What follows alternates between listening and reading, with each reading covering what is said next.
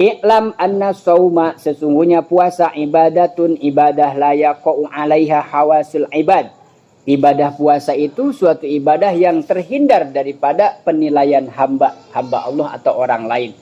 Fala ya'lamhu, maka tidak ada yang mengetahui puasa itu illallahu, kecuali Allah, wasoimu, dan orang yang berpuasa itu sendiri yang mengetahui saya puasanya apakah termasuk awam, apakah termasuk khawas atau termasuk khawasil khawas. Itu hanya Allah dan dia sendiri yang merasakan itu.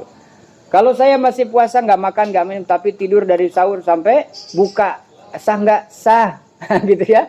Nah itu awam. Awamnya jangan yang awam banget gitu. Kira jangan di luar. Minimal masuk tribun lah gitu ya. Nah kalau ibarat cuma di luar tuh nonton layar lebar gitu. Puasa sih puasa, nggak makan minum, tidur dari sahur sampai buka. Nonton sih nonton, cuma di layar lebar. Minimal nggak di VVIP, masuk tribun lah ya. Jangan sampai enggak. Maka itulah konsekuensinya. Fasara as-saumu ibadatun bainar rabbi wal abdi. Maka puasa adalah ibadah yang hanya diketahui oleh dia sendiri hambanya, bainar rabbi wal abdi, antara Allah dengan hambanya. Walamma kana hadza ibadatun wa ta'atun la ya'rifuha illallah, tidak ada yang tahu kecuali Allah, adafuha ila nafsihi, yang hanya disandarkan kepada Allah sendiri, baik amalan ibadahnya maupun pahalanya. Sebagaimana Rasulullah mengatakan, Allah mengatakan, as-saumu li wa ana azibih, dan kemarin sudah kita bahas. Wakila adafahu ila nafsihi, dan dikatakan juga, li anna sauma ibadatun la yaqa'u li ahadin fiha syirkat. Wa yatasaddaqu li ajli sonam, dan mereka membenarkan karena berhala itu memberikan keberkahan. Karena saya naruh sesajen di sini, usaha saya lancar. Nah, akhirnya dia menyandarkan itu kepada sesuatu itu tadi. Ya, disebut dengan syirik.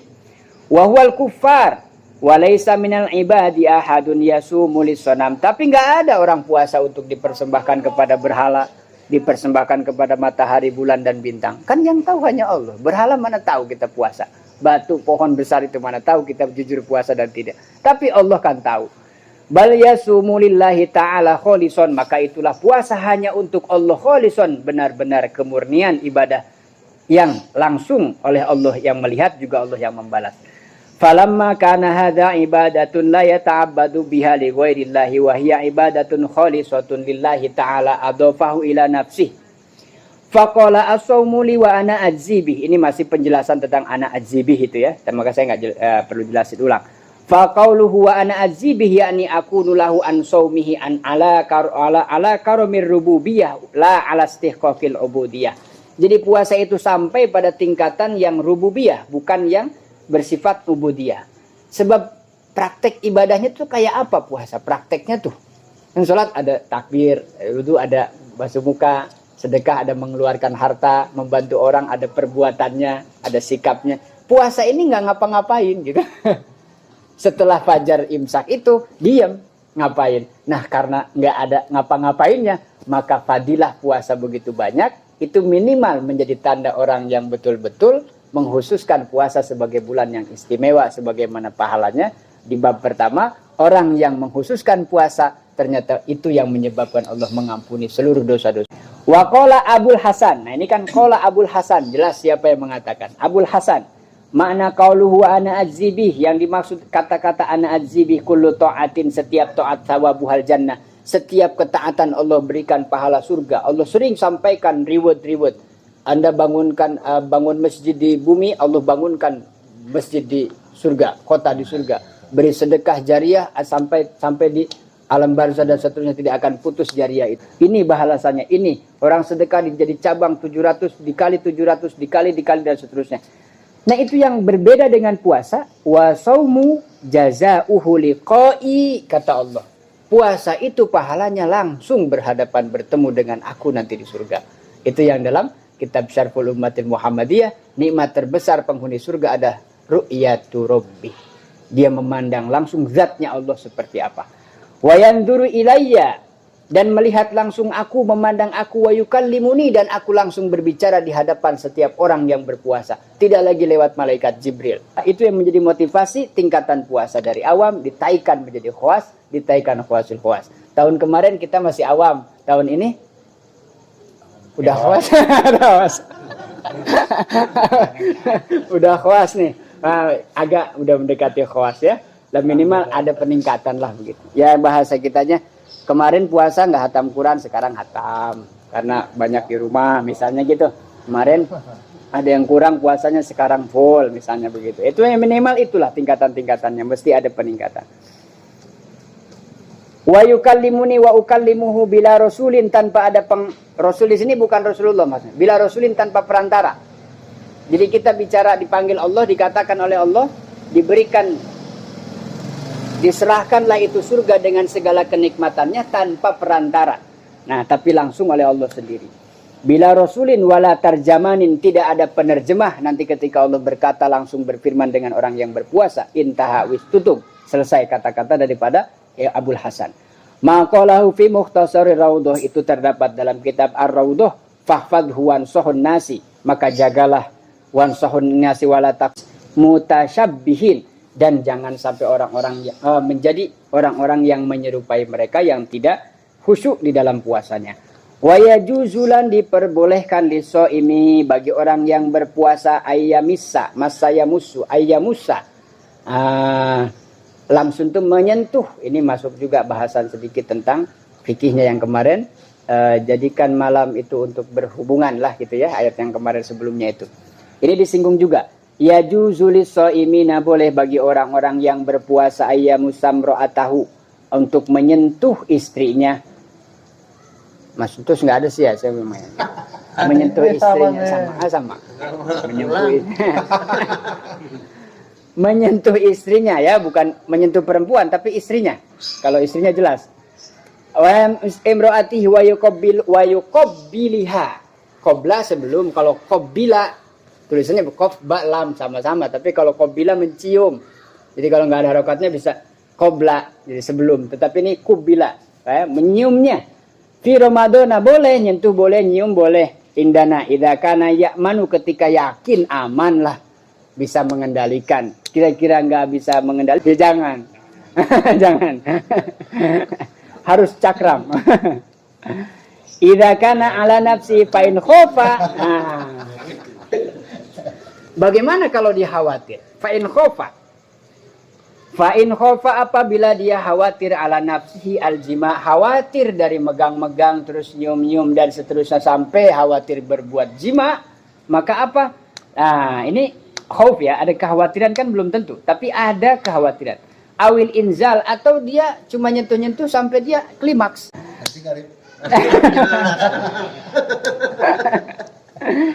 Binafsil mar'i fala yajuzu dzalika. Kalau sekiranya aman silahkan bercanda-canda, nunggu buka, tiduran, megang-megang, tapi jangan kebablasan. Tapi kalau ada kekhawatiran dari habis sahur siang sorenya begitu, ya sudah, tidak boleh. La yajuzu dzalika. Tidak boleh, tidak diperkenankan perbuat seperti itu. Wa qala Sa'id bin Musayyab la yubahu lis-shaimi at-takbil. Tetapi Ibnu Sa'id al-Musayyab malah melarang keras karena kekhawatirannya cenderung biasanya kan terpancing. Ya Mas Arif ya? Memang laki-laki enggak kuat. Oh iya, itu ya kuat. Kepancing. Nah, maka itulah Ibnu Musayyab mengatakan la yubahu lis-shaim at-takbil wal masih khaufa aw lam yakhaf. Total mutlak. Khawatir tidak khawatir hindari. Maka sudah, puasa tuh pagi siang sore, ketemu istri lagi ya buka nanti. Nengok saya. Oh gitu. Iya. Makanya Mang Arif ada hikmahnya nggak punya istri di bulan bulan. Sarah lu. La yubahu at-takbil wal mas khaufa aw la khauf lam yakhaf. Mau khawatir mau tidak boleh. Lima ruwiya an Ibni Abbas anna syaban. Ini berpegang teguh pada riwayat dari Ibnu Abbas. Ada seorang pemuda. Ila Ibni Abbas datang menghadap kepada Ibnu Abbas. Faqala lahu aqbilu wa ana shaim. Uqabbil ya, uqabbil, aku mencium sementara saya sedang puasa. Jadi dia tanya kepada Ibnu Abbas, seorang pemuda ini. Ya Ibnu Abbas, saya ini lagi puasa, tapi saya cium istri saya. Faqala wa ana shaim, faqala la. Faqala li annahu syaikhun yamliku irbahu wa anta syabun la tamliku irbak. Ada dua kasus jadi. Ada seorang pemuda datang kemudian ditanya. bertanya kepada Ibnu Abbas, apakah saya halal mencium istri saya sementara saya puasa? Kata Ibnu Abbas, kamu tidak boleh melakukan itu. Karena dikhawatirkan tadi lanjut kepada jima atau inzal. Sementara ada orang lagi sahabat lain bertanya, orangnya udah tua, syekhun kabir itu udah sepuh, secara libidonya, temponya agak jarang-jarang. Kalau ada pasti ada. Nah, tapi ketika sama orang tua itu, Ibnu Abbas mengatakan silahkan katanya. Kenapa? Syahwatnya tidak seperti syab yang tadi. Ya, kalau syab kan baru dikedipin. Tahu sekarang, kalau zaman sekarang mah nggak bisa. Sama ya? Oh gitu. Oh iya. Yang udah sepuh juga, yang syekhun kabir sekarang jadi sabun kabir. jadi yang super power. Nah, itu konteksnya adalah yang berbeda, maka sahabat menjawab yang berbeda. Ini buat contoh kita. Ketika memberi jawaban agama memang harus disesuaikan dengan biqadri ukulihim, kadar siapa yang dihadapi oleh kita. Faqala li annahu syekhun yamliku irbah wa anta syabun la tamliku irbah, yakni udwak wa nguratik, Raudatul Ulama, dalam kitab Raudatul Ulama. Kila al muradu bisaumi qahru aduwullahi, di antara pendapat juga ada yang mengatakan puasa itu adalah qahrun aduwullahi fa inna wasilatu syaitan, menahan, menyekat, memutus mata rantai bagaimana setan itu aduwullah, musuhnya Allah ini masuk ke dalam aliran darah bisyahwatin.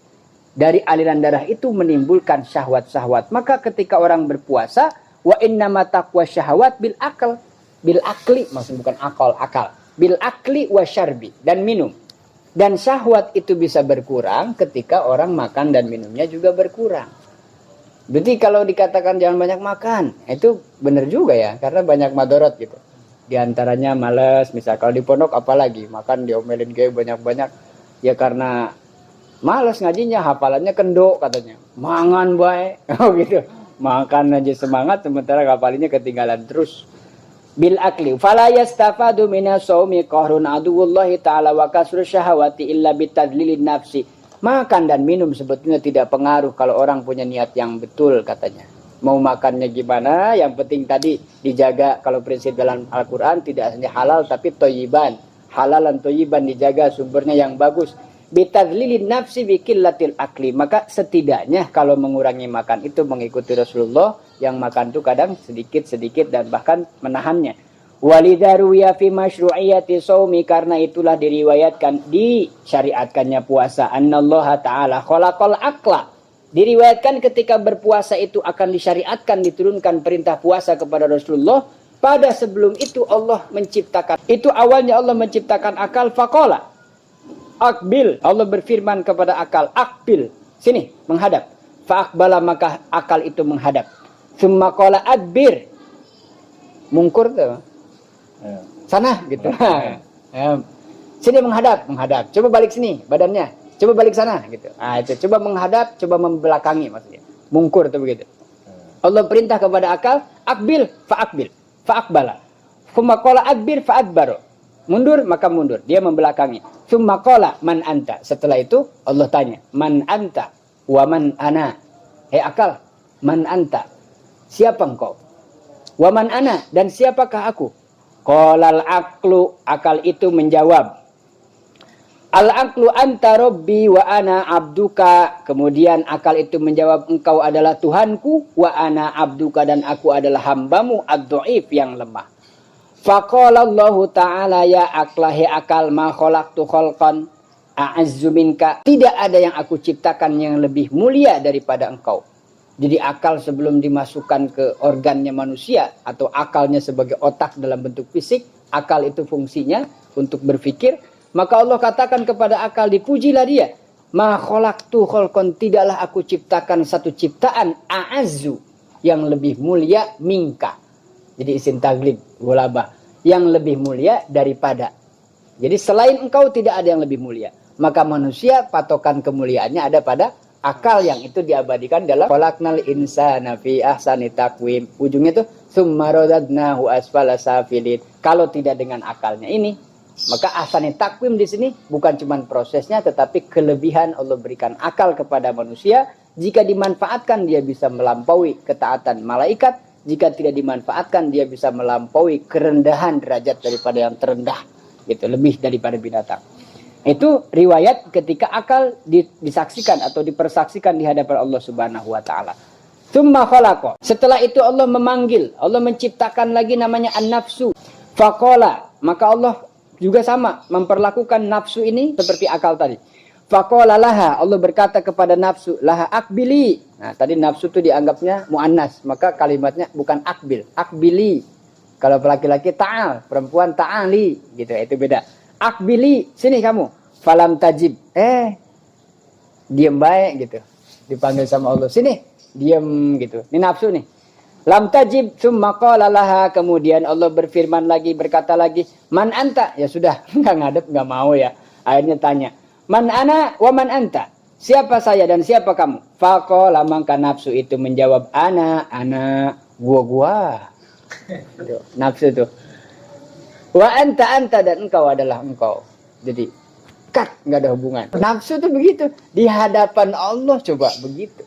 Siapa yang berani begitu di hadapan Allah? Satu, nafsu. Yang kedua, iblis itu. Saya lebih bagus daripada Adam, ya Allah. Kan engkau ciptakan aku dari api, Adam dari tanah. Di depan Allah. Kalau di sesama setan sih sombong-sombongan ya, sesama setan. Kayak kita sombong-sombongan di depan orang, teman-teman biasa, canda. Di hadapan Allah kok begitu. Katanya ana, wa anta. Kata nafsu itu, engkau adalah engkau, aku adalah aku. Maka selalu bertentangan dengan Allah. Faqala fa'adzabuha, maka setelah Allah mendengar jawaban dari nafsu itu, fa'adzabaha, maka Allah azab dia binari jahannama, dengan neraka jahannam, mi'ata sanatin, mi'atun 100 sanatun, tahun 100 tahun Allah bakar itu azab karena jawabannya enggak tepat. Tsumma akhrajaha, kemudian setelah dibakar 100 tahun diangkat sama Allah, dikeluarkan. Faqala, ditanya lagi, man anta, kamu siapa? Siapa sudah sadar nih? Man anta wa man ana, siapa aku dan siapa engkau? Fa'ajabathu kal awal, kemudian dia menjawab seperti pertanyaan jawaban yang pertama. Tsumma ja'alaha fi naril ju'i mi'ata sanatin, kemudian dimasukkan lagi ke neraka selama 100 tahun lagi. Fasa'alaha, ditanya lagi untuk yang 3 kalinya. Fa'aqarat bi annahal abdu wa annahu rabbu, setelah itu baru dia ngaku setelah 3 kali. Kalau nafsu itu harus dibakar dulu kan. Nah, Romado itu artinya membakar. Nanti ada dalam Bikin nambah lagi. Habis itu baru dia ngaku. Fa'aqarat, maka dia ngaku bi annahal abdu.